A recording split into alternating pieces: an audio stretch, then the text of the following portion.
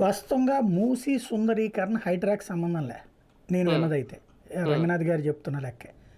అట్లాగే మొన్న ఎక్కడో చెరువు లోపల కట్టుకున్నటువంటి ఒక ఇల్లుని పేల్చారు బాంబులతో, అది హైడ్రాకి సంబంధించిన అంశం కాదు, అది లోకల్ వాళ్ళు చేస్తున్నారు. ఇప్పుడు ఎక్కడ ఏం జరిగినా చీమ చిటుక్కుమన్న హైడ్రా పేరు చెప్తున్నారు. హైడ్రా చేస్తున్న యాక్టివిటీ అది కాదు.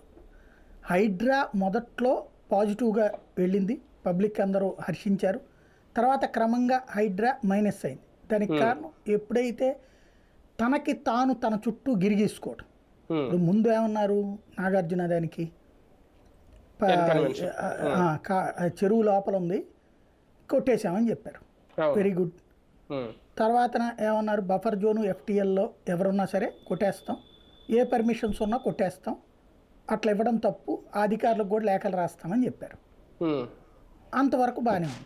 అప్పుడు ఓకే, ఎవరైనా పెద్ద పెద్ద వాళ్ళకే టార్గెట్ చేసినట్టున్నాళ్లే రేవంత్ రెడ్డి, ధైర్యం చేశాడు కానివ్వండి. ఒకప్పుడు రోడ్ల విస్తరణప్పుడు కూడా ముందు ప్రతిఘటనలు వచ్చిన తర్వాత రోడ్లన్నీ విస్తరించబడ్డాయి కదా, ఆ విధంగా ఒక మంచి ఆలోచన చేసినట్టున్నాడు కానివ్వండి అనుకున్నారు. జనం కూడా పాజిటివ్గా నిలబడ్డారు, రంగనాథ్ గారికి అనుకూలంగా కూడా జరిగింది.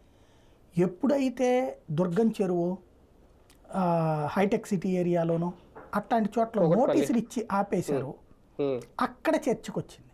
అంటే బలిసినోడికేమో నోటీసులు ఇస్తున్నారా, బలం లేనటువంటి వాడినేమో తొక్కేస్తున్నారా. ఇక్కడ వీళ్ళు పేదలు కాదు, వీళ్ళు కూల్చింది హైడ్రా, విల్లాలు, అపార్ట్మెంట్లు, ఫ్లాట్లు, ఇళ్ళు.